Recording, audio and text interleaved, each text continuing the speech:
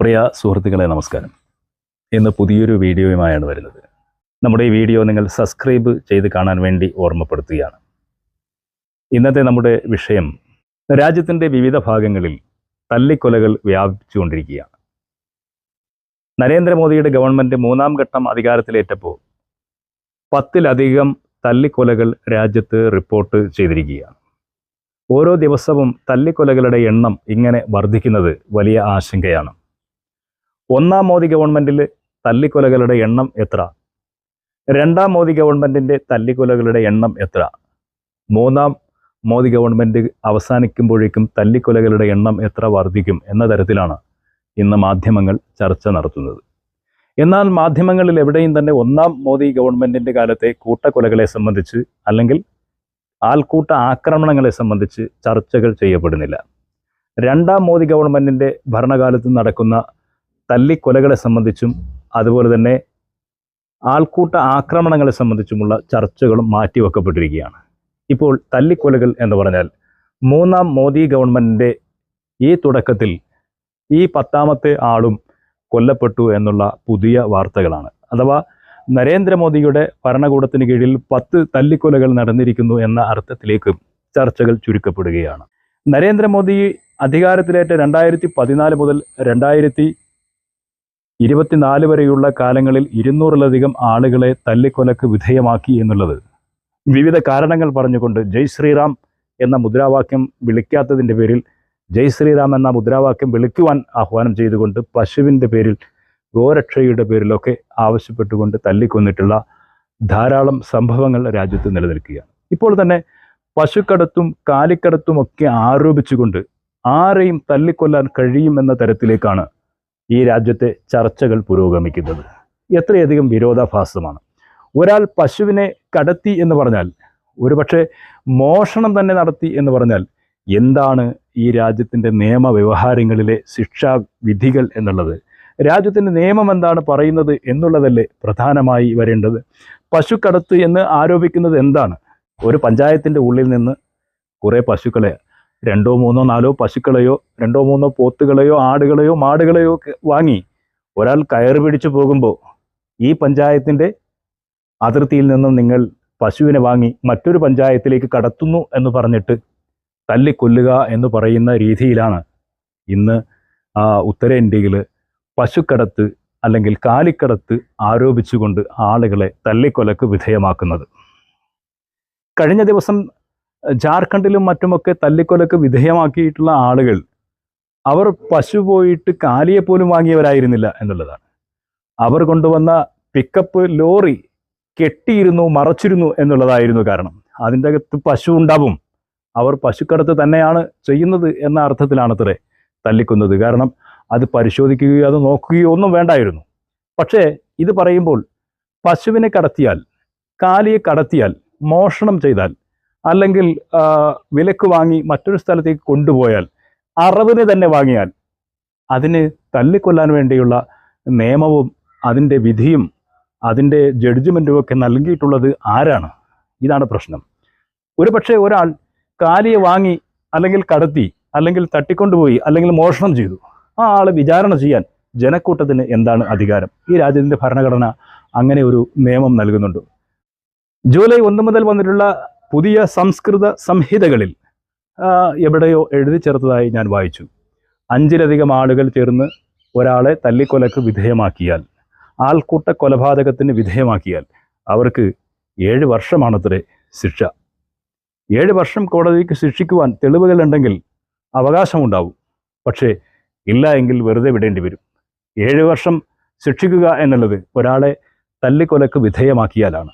ഏതെങ്കിലും വാഹനം ഓടിക്കുന്ന ആളുകളെ കൊല്ലുക എന്ന ഉദ്ദേശത്തിൽ ഒരിക്കലും വാഹനം ഓടിക്കുകയോ വാഹനം ഡ്രൈവ് ചെയ്യുകയോ സഞ്ചരിക്കുകയോ ചെയ്യുകയില്ല. പക്ഷേ അബദ്ധവശാലെങ്ങാനും ഒരാൾ മുന്നിൽപ്പെടുകയും കൊല്ലപ്പെടുകയും ചെയ്താൽ അവർ ഈ കാലയളവിൽ കൂടുതൽ ഫൈൻ അടയ്ക്കുകയും ശിക്ഷ ഏറ്റുവാങ്ങുകയും ചെയ്യണം എന്നുള്ളത് പുതിയ സംസ്കൃത സംഹിത പറയുന്നു. അപ്പോൾ ഒരു വാഹനം ഓടിച്ചു പോകുമ്പോൾ ഉണ്ടാകുന്ന ആക്സിഡന്റിൽ മരണപ്പെടുന്ന കൊല്ലപ്പെടുന്ന ആളുകൾക്ക് ലഭിക്കുന്ന നീതി പോലും ആൾക്കൂട്ടം 5-ലധികം ആളുകൾ ചേർന്ന് കൊല്ലുന്ന ഒരാൾക്ക് ലഭിക്കരുത് എന്നുള്ള സംസ്കൃത സംഹിതയുടെ നിയമവ്യവഹാരം എത്രയധികം ജനാധിപത്യ വിരുദ്ധമാണ് എന്നുള്ളത് നാം പരിശോധിക്കേണ്ടതുണ്ട്. അതുപോലെ ഉത്തരേന്ത്യയുടെ ഗ്രാമങ്ങളിലുമൊക്കെ ആധുനികമായ തോക്കുകൾ എടുത്തുകൊണ്ട് പരിശീലനം നേടുന്ന രാജ്യസ്നേഹികളെ നമ്മൾ കാണുകയാണ്.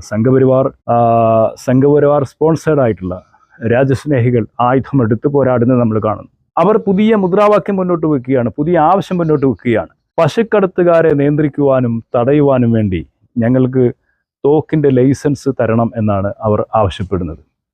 തോക്കിന് വേണ്ടിയിട്ടുള്ള ലൈസൻസ് ആവശ്യപ്പെടുമ്പോൾ രാജ്യത്തിൻ്റെ കണക്ക് പരിശോധിക്കുമ്പോൾ BJP ഭരിക്കുന്ന സംസ്ഥാനങ്ങളിൽ തോക്കുകളുടെ ലൈസൻസ് കഴിഞ്ഞ കാലത്ത് കൊടുത്തിട്ടുള്ളത് വളരെ ഞെട്ടിപ്പിക്കുന്ന കാര്യമാണ്. ഇത്രയധികം ലൈസൻസുകൾ എന്തുകൊണ്ട് സംഘപരിവാർ പക്ഷക്കാരായിട്ടുള്ള ആളുകൾക്ക് നൽകുന്നുണ്ട് എന്നുള്ളത് ഗൗരവത്തിൽ പരിശോധിക്കുമ്പോഴാണ് ഈ രാജ്യം എത്തിപ്പെടുന്ന അപകടത്തിൻ്റെ വലിയ വഴികൾ നമുക്ക് കാണാൻ സാധിക്കും. പശുക്കടത്തും അതുപോലെ തന്നെ ഗോഹത്യയും ആരോപിച്ചുകൊണ്ട് തല്ലിക്കൊലക്ക് വിധേയമാക്കുന്നത് ഒരു ചിത്രമാണ്. പക്ഷേ ക്രിക്കറ്റിൻ്റെ പേരിൽ ഈ രാജ്യത്ത് ഒരാളെ തല്ലിക്കൊല്ലുന്ന ചരിത്രം കേൾക്കുകയാണ്.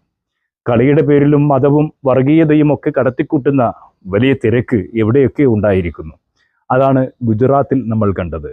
കോൺഗ്രസിൻ്റെ സ്നേഹത്തിൻ്റെ ചായക്കട അവർ ഇലക്ഷൻ കഴിഞ്ഞപ്പോൾ പൂട്ടിപ്പോയി എന്നാണ് ഈ കഴിഞ്ഞ 10 കൊലപാതകങ്ങളും തെളിയിക്കുമ്പോൾ ആ കൊലപാതകങ്ങളിൽ കോൺഗ്രസ് അടക്കമുള്ള പാർട്ടികളുടെ മൗനം ബോധ്യപ്പെടുത്തുമ്പോൾ ആ ബോധ്യങ്ങളിൽ നിന്നുകൊണ്ട് നമുക്ക് മനസ്സിലാക്കാൻ കഴിയുന്ന ഒരു യാഥാർത്ഥ്യം എന്നത് ഇതാണ്.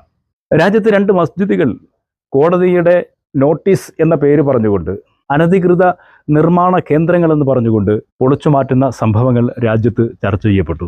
ആ ചർച്ചയിലും വളരെ ഗൗരവമായി രാജ്യത്ത് മതേതര ജനാധിപത്യ ഫാഷിസ്റ്റ് വിരുദ്ധ മൂവ്മെന്റുകളൊന്നും തന്നെ രംഗത്ത് വരുന്നത് കണ്ടില്ല. മുസ്ലിം സംഘടനകളുടെ മൗനമാണ്. ജമിയത്തുൽ ഉലമാ ഹിന്ദിന്റെ മൗനം പ്രത്യേകമായി ശ്രദ്ധിച്ചു. അഹ്ലെ ഹദീസിന്റെ മൗനം പ്രത്യേകമായി ശ്രദ്ധിച്ചു. ജമാഅത്തെ ഇസ്ലാമിയുടെ മൗനം പ്രത്യേകമായി ശ്രദ്ധിച്ചു.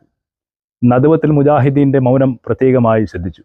ദക്ഷിണ കേരള ജമിയത്തുൽ ഉലമയുടെ മൗനം പ്രത്യേകമായി ശ്രദ്ധിച്ചു. സമസ്ത കേരള ജമിയത്തുൽ ഉലമയുടെ മൗനം പ്രത്യേകമായി ശ്രദ്ധിച്ചു. സമസ്തകളുടെ മൗനം പ്രത്യേകമായി ശ്രദ്ധിക്കുകയാണ്. മസ്ജിദുകൾ തകർക്കപ്പെടുമ്പോൾ, മദ്രസകൾ തകർക്കപ്പെടുമ്പോൾ, ആൾക്കൂട്ട ആക്രമണങ്ങൾ ഒരു മതത്തിൻ്റെ പേര് പറഞ്ഞുകൊണ്ട്, സമുദായത്തിൻ്റെ പേര് പറഞ്ഞുകൊണ്ട് നടപ്പാക്കപ്പെടുമ്പോൾ അതിനെതിരെ അത് ജനാധിപത്യ വിരുദ്ധമാണെന്ന്, അത് മതേതര വിരുദ്ധമാണെന്ന്, അത് ഭരണഘടനാ വിരുദ്ധമാണ് എന്ന് പറയാൻ ആർജവം ഈ ഒരൊറ്റ മത സംഘടനകളും കാണിക്കുന്നില്ല. എന്തുകൊണ്ട് എന്നുള്ളതാണ് പ്രധാനപ്പെട്ട ചോദ്യം. ആ ചോദ്യത്തിൻ്റെ വിശകലനങ്ങളിലേക്ക് പോകുന്നതിൽ അർത്ഥമില്ല. പക്ഷേ നിങ്ങളുടെ ഉത്തരവാദിത്തങ്ങൾ ഒരു ജനാധിപത്യ സമൂഹത്തിൽ എന്താണെന്ന് ഈ മതസംഘടനകൾ, സാമുദായിക സംഘടനകൾ തിരിച്ചറിയുകയും ആ എതിർപ്പുകളായി രേഖപ്പെടുത്തേണ്ടിടത്ത് രേഖപ്പെടുത്തുകയും ചെയ്യുന്ന ജനാധിപത്യ സ്വഭാവത്തെ ഉപയോഗപ്പെടുത്താൻ എന്തുകൊണ്ട് നിങ്ങൾ മടിച്ചു നിൽക്കുന്നു എന്നുള്ളത് പ്രധാനമായ ഒരു ചോദ്യമായി നമുക്ക് ഉയർത്തേണ്ടി വരികയാണ്. നമ്മുടെ രാജ്യത്ത് എല്ലാ നിലകളിലും വർഗീയ വംശീയ വിദ്വേഷം പുലർത്തുന്ന തരത്തിലാണ് തെരഞ്ഞെടുപ്പ് പ്രചരണം മുതൽ തന്നെ, അല്ലെങ്കിൽ നൂറ്റാണ്ട് മുന്നേ തുടങ്ങിയിട്ടുണ്ട്. 100 വർഷം മുമ്പേ തന്നെ ആര്യ സമാജത്തിൻ്റെ കാലം മുതൽ തന്നെ തുടങ്ങിയിട്ടുള്ള ഒരു പ്രചരണമാണ് ജനസംഖ്യാ വർധനവ് എന്നുള്ളത്. ബ്രിട്ടീഷുകാരൻ്റെ കാലത്ത് അവൻ തന്നെ കൊഴുപ്പേകിയിട്ടുള്ള രാസമരുന്നുകൾ ഉപയോഗിച്ചുകൊണ്ട് രൂപപ്പെട്ടു വന്ന ഹിന്ദുത്വ ഫാഷിസത്തിൻ്റെ തുടക്കം ആര്യസമാജത്തിൽ നിന്നാണ് നമുക്ക് ഇത് മനസ്സിലാകുന്നത്. ശുദ്ധി പ്രസ്ഥാനത്തിൽ നിന്നാണ് ഇത് മനസ്സിലാകുന്നത്. ശുദ്ധി പ്രസ്ഥാനം മുന്നോട്ട് വെച്ച വർഗീയ വിദ്വേഷത്തിൻ്റെ അലയുലികൾ തന്നെയാണ് ഇന്നും RSS ഈ രാജ്യത്ത് ഉപയോഗപ്പെടുത്തിക്കൊണ്ടിരിക്കുന്നത്. RSS ഈ രാജ്യത്ത് അത്തരം വംശീയ വിദ്വേഷങ്ങൾ ഉയർത്തിക്കൊണ്ടിരിക്കുമ്പോൾ ജനസംഖ്യ പ്രധാനപ്പെട്ട ഒരു പ്രശ്നമാകുന്നു. മതവും ചിഹ്നവും ഒരു പ്രധാനപ്പെട്ട പ്രശ്നമാകുന്നു. ആരാധനാലയങ്ങളും ആരാധനാ ചിഹ്നങ്ങളും ഒരു പ്രധാനപ്പെട്ട പ്രശ്നമാകുന്നു. ഇപ്പുറത്ത് മുസ്ലിങ്ങളുടെ രാഷ്ട്രീയ അവകാശങ്ങളും ഒരു പ്രശ്നമാകുന്നു. ഈ വീഡിയോ നിങ്ങൾക്ക് ഇഷ്ടമായി എന്ന് കരുതുകയാണ്. മറ്റൊരു നല്ല വീഡിയോയുമായി വീണ്ടും നമുക്ക് കണ്ടുമുട്ടാം. അതിനു മുമ്പ് നിങ്ങൾ ഈ വീഡിയോ സബ്സ്ക്രൈബ് ചെയ്തിട്ടില്ല എങ്കിൽ സബ്സ്ക്രൈബ് ചെയ്യാൻ ഓർമ്മപ്പെടുത്തിക്കൊണ്ട് ഇന്നത്തെ ഈ വീഡിയോ അവസാനിപ്പിക്കുന്നു. മറ്റൊരു നല്ല വീഡിയോയുമായി വീണ്ടും നമുക്ക് കാണാം. അതുവരെ ഗുഡ് ബൈ.